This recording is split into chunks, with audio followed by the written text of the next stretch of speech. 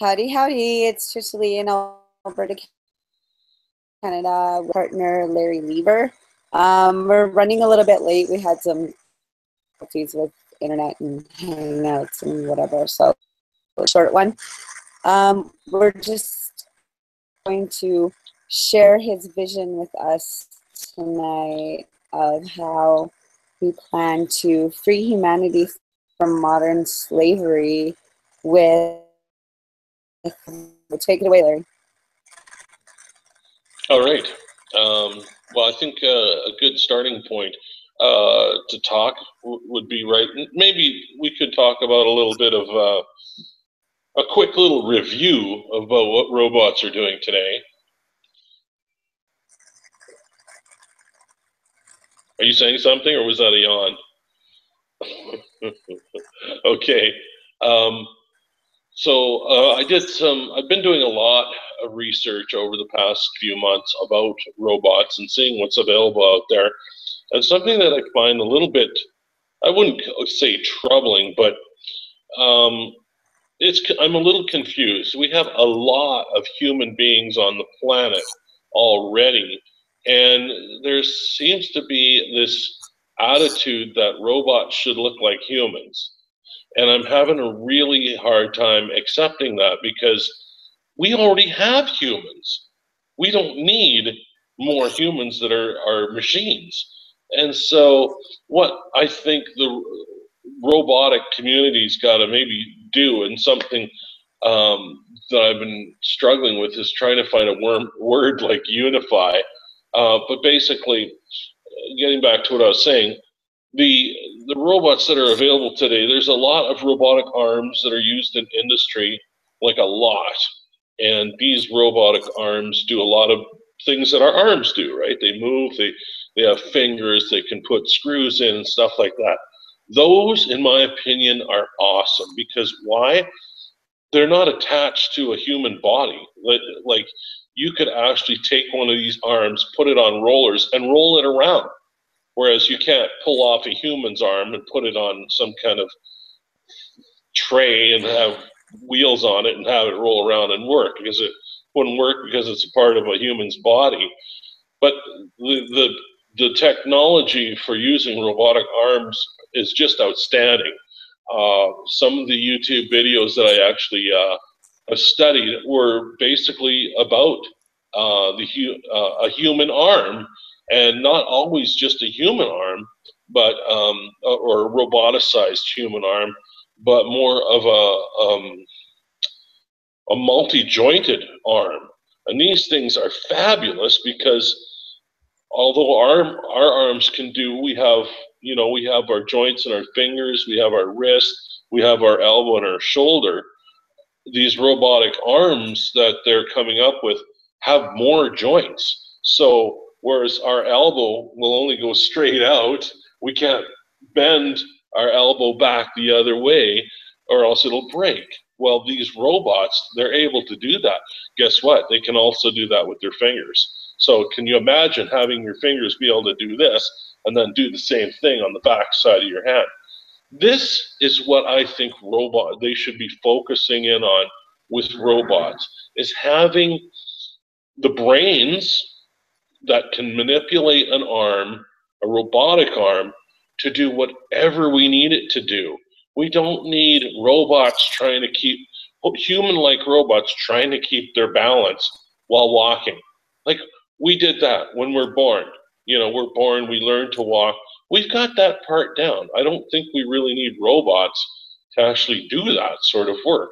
And so what I think the robotic community really has to start focusing in on is getting robots to do the work, getting robots to do menial jobs, the jobs that nobody wants to do.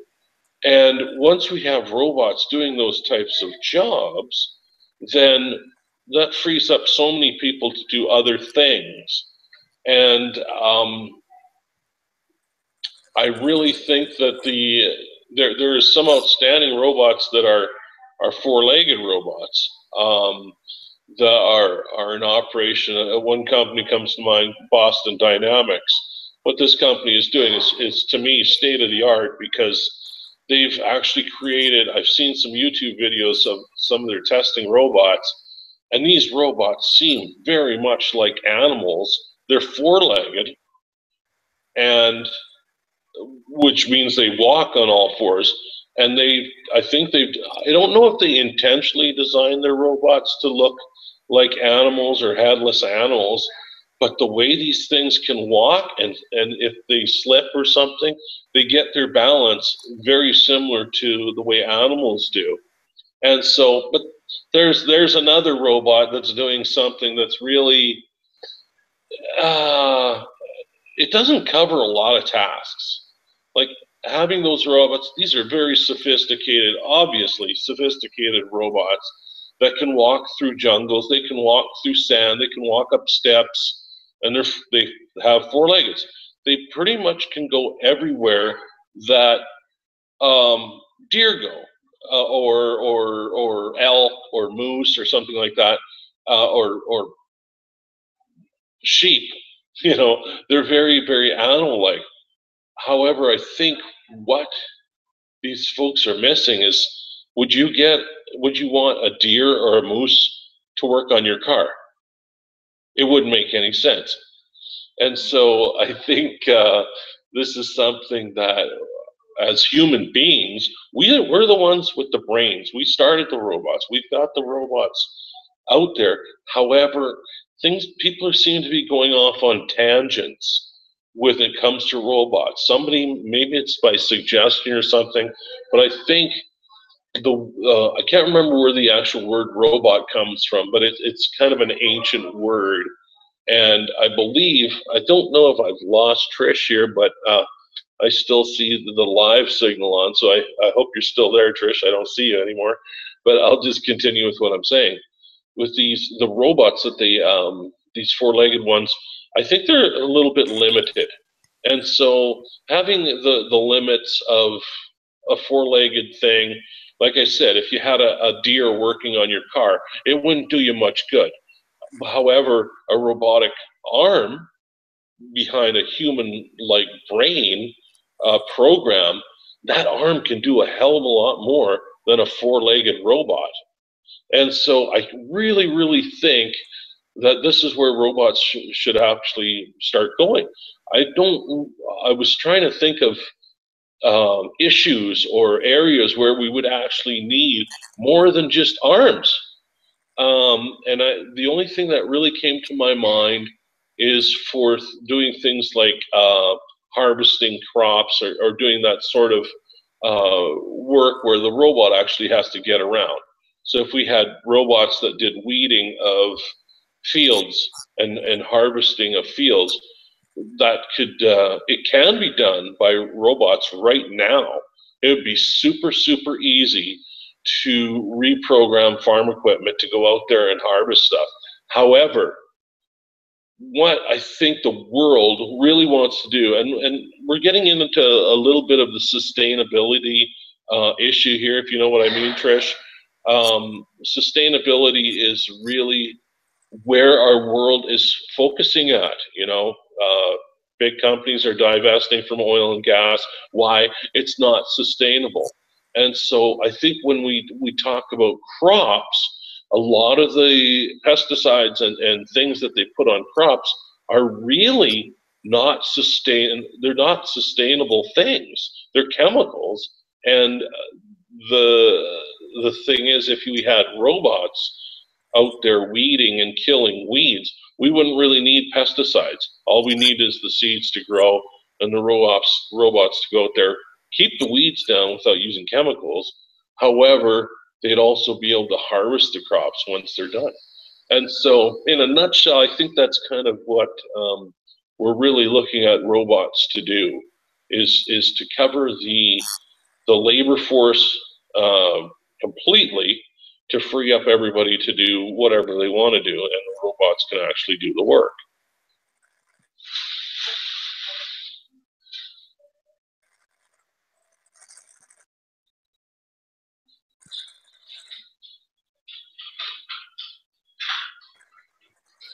So I see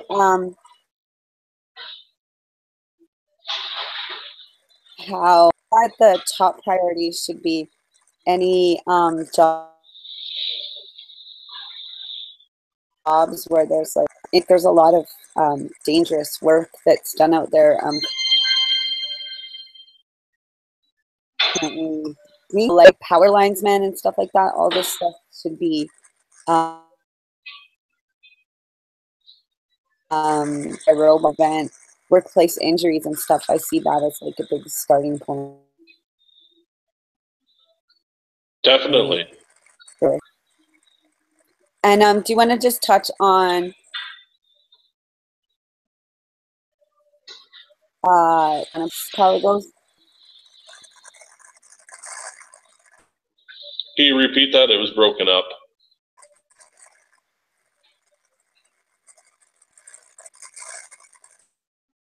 I didn't catch what you said.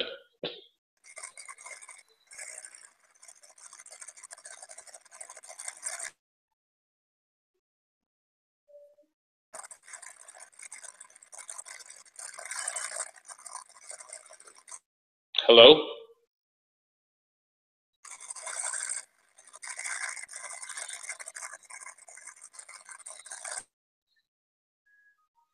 I don't know if you can you still hear me? About solar power, Larry? Oh, okay. About solar power. Solar power as in solar panels, or are you talking about how robots can be run on solar power? Well, what are we talking about? Robots. Like I say, you're gone. Oh, you're back again. Your audio keeps breaking up, so I only got part of it, but I can talk a little bit about robots that are run on solar power, definitely. It wouldn't make sense to really have robots run on anything but solar power, simply because they're out there doing things that humans can do. And what I was thinking as well, when it comes to robots, I don't know if there's really a lot of robots designed yet that run on solar power. There's a few. A lot of the robots are really heavy horsepower things, especially for doing things like manufacturing cars, like the robotic arms that do that. Those are pretty much run on AC, and they're plugged into a wall outlet, and they require a lot of power. I think that's well and good for those jobs. And there are certain tasks that robots would be able to do that even humans are not able to do. So where they use excavators, things like that. And so with robots, if you can imagine having more robots working together rather than just really big robots doing a lot of different jobs, I think you could actually have them run off solar power. And so what I was imagining was that if the robots could collect solar power during the day, especially the ones that work out in the fields growing foods for human consumption, these robots can charge up pretty much during the day, possibly do a little work during the day. However, after sundown, that is when I think they would actually go out and do their work of weeding. I'm not a horticulturist. I don't know a lot about crops and agriculture, but I'm sure what exists in the nighttime for crops, what crops do in the night is probably similar to what they do in the day, but they're probably not growing too much in the nighttime. So, but the weeds, I don't think the weeds would disappear and suck back down into the earth or anything like that. So, weeding robots could go out into the fields at night, and since they're using more electronically advanced sensors rather than human vision or human touch or human senses, they would be able to use more sophisticated electronic devices in order to do things like identify the weeds and see the difference between the weeds and the difference between the plants. And they should be able to do that at night. I wouldn't see that as being a problem for robots. And another great thing about robots that would run on sunlight is that they could actually perform tasks, a lot of tasks during the day, and if there's a robotic task that a robot has to do that's quite labor intensive, we could also have solar powered charging stations for the robots to actually go up to, feed on a charge, like charge up during daylight, and then go back to work. And so I think with the way the robotic arm fleet or labor force, whatever you want to call it, would be something that would be charging itself when it senses it's down on power.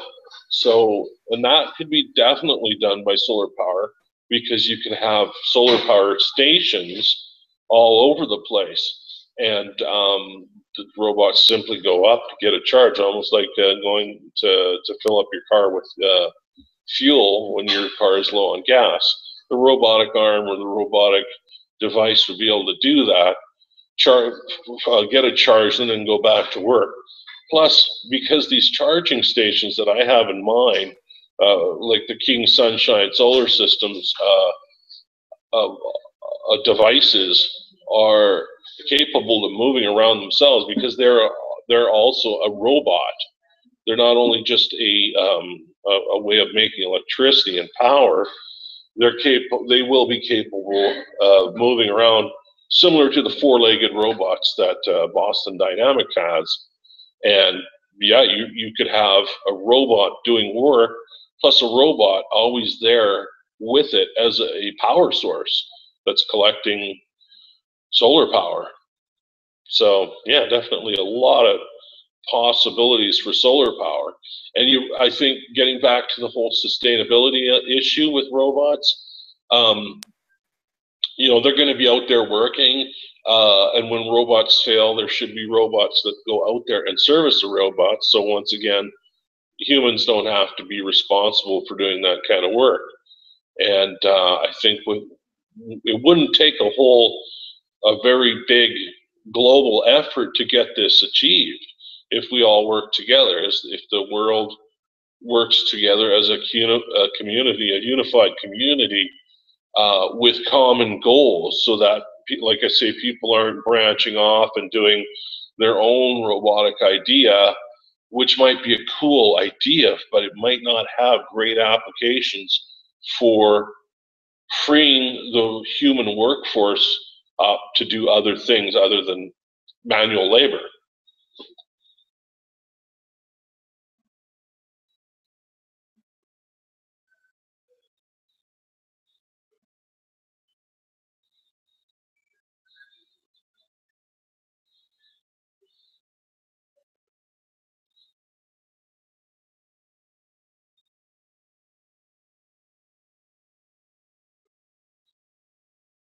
Are you still there?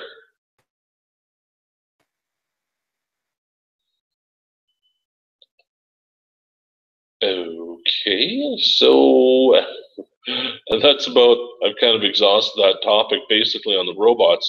I could talk about some of the robots that I've been reading up on. I would call them more crawling robots rather than robots that actually run. And I think that in regards to solar power robots, these crawling robots, I imagine they don't, well, I shouldn't say imagine, it appears that they don't require a large amount of energy to actually move around, depending on the size of these robots, because they crawl, and we could have robots that are designed for crawling, and then underneath the robot, there would be some sort of mechanism for, like I say, doing the weeding of crops, simply because I think if you run a tractor or some kind of combine or some kind of man-made vehicle that runs on diesel or some sort of a fossil fuel, those types of machines, they're not really that efficient, because they're actually going through the field and making ruts and making tracks and actually killing a lot of the plants that they're out there trying to harvest. Whereas if the vehicles themselves were something that actually crawled through the field where the robot can actually look where it's putting its feet down. And these four-legged robots obviously have that capability already to actually estimate where they're going to put their foot down. So if they're going through something like a freshly sown field, an agricultural field, they can actually pay attention to where they're putting their feet down and not stepping on weeds, or not stepping on the plants, the new sprouts that are just coming through the surface. They would actually be able to see that. And I think this is a really, really one of the most important parts of the robotic era that we're entering right now with solar power and all these sustainable technologies. The key word here has got to be sustainability. I think sustainability is going to become the new buzzword, or the era. It is already sort of a little buzzword in some industries. However, I think it's going to be more of a buzzword in terms of the type of era we're going to be entering we are entering already over the next coming possibly century. And if you look at the history of oil and gas and where it's gotten us, you know, the world just has made a decision that, yeah, let's not burn stuff so much anymore. Let's look at being able to do things, but be able to continue to do these things over and over and over without destroying something in the process. Hence the term sustainability.